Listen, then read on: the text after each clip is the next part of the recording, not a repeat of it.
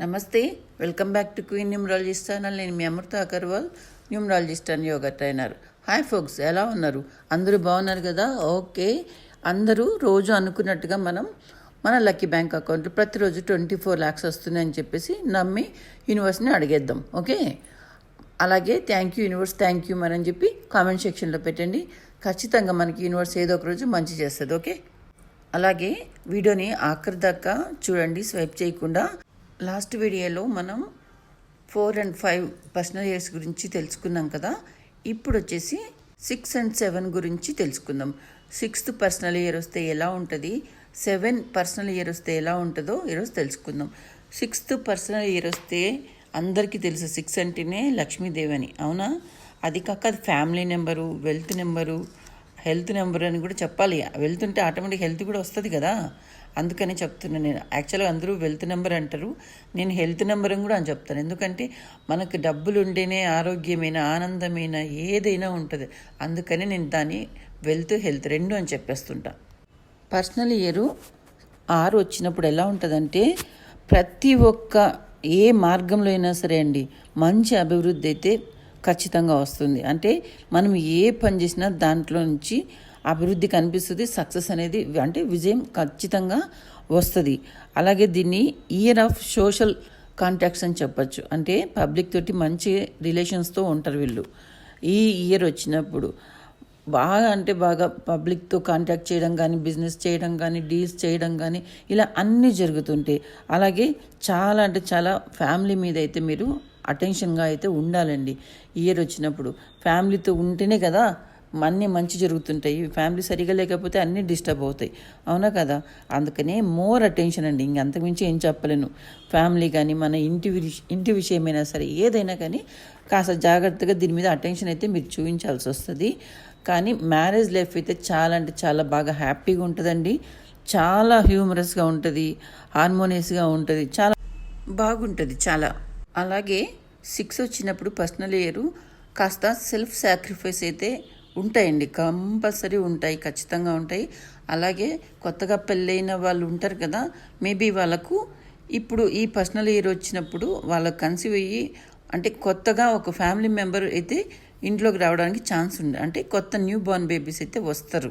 అలాగే domestic affairs, ఇంకా చెప్పాలంటే మీకు మంచి ప్రోగ్రెసివ్ మంత్ ఏదైనా ఉంది అంటే మీకు జూన్ అండ్ సెప్టెంబర్ అని చెప్పచ్చండి.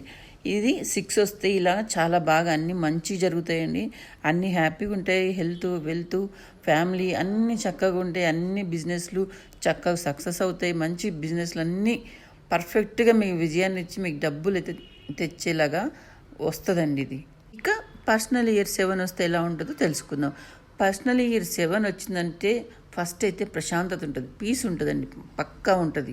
ఈ 7 వచ్చినప్పుడు గ్రాడ్యువల్గా స్లోగా అయితే మీరు కాస్త విన్ అయ్యే ఛాన్సెస్ అయితే కనిపిస్తుంది. ఎందుకంటే 7 అంటే అందరికీ తెలుసు కదా, కాస్త ఆధ్యాత్మికంగా ఎక్కువ అలా ఉంటుంది కాబట్టి కాస్త స్లోగా గ్రాడ్యువల్గా సక్సెస్ అయితే వస్తుంది. అలాగా గ్రాడ్యువల్గా సక్సెస్ మంచిగా వస్తుంది. అప్పుడు ఏమంటే స్లో అవుతుంది, అంతేకాని ఏమవ్వదు. కానీ మీరు కమ్యూనికేషన్ అండ్ ట్రావెల్కి రిలేటెడ్ ఉన్న కెరియర్ని చూస్ చేసుకుంటే చాలా బాగుంటుంది. 7 వచ్చినప్పుడు సెల్ఫ్ అవేర్నెస్ కానీ, సెల్ఫ్ అనలైజ్ కానీ చక్కగా మీరే చేసుకుంటారు. అలాగే మీకు మీరే హీలింగ్ చేసుకుంటారండి, ఎవ్వరు చేయనక్కర్లేదు. మీ మైండ్ కానీ ఏదైనా సరే మీకు మీరే సమాధానం చెప్పుకుంటారు. చాలా ఎవరికి చెప్పకుండా స్పిరిచువాలిటీగా ఉంటారు, అంటే హీల్ చేసుకుని ఆధ్యాత్మికంగా చక్కగా ఉంటారు, చాలా హ్యాపీగా కూడా ఉంటారు. కానీ మోర్ టైం అయితే అంటే మీరు చాలా టైంని అలోన్గా ఉండడానికి మాత్రమే ఎక్కువ టైంని స్పెండ్ చేస్తారు. కానీ కొన్ని మ్యాటర్స్ ఉంటాయి, ఇంపార్టెంట్ మ్యాటర్స్ మీకు తెలుస్తుంది కదా. మీ ఇయర్ వచ్చినప్పుడు మీరు చేసే వర్క్స్ మీద మీకు ఏది ఇంపార్టెంట్ అనేది మీకే తెలుస్తుంది కదా. వాటిపైన తొందరపడి మీరు అపార్థాలు అయితే చేసుకోవద్దండి. అంటే ఏదో జరుగుతుంటుంది కదా మీ బిజినెస్లో ఏదైనా కానీ, అవి ఏంటన్నది మీకే తెలుస్తుంది కాబట్టి ఒక మాట అనడం కానీ అలాంటి తొందరపడి చేయకండి.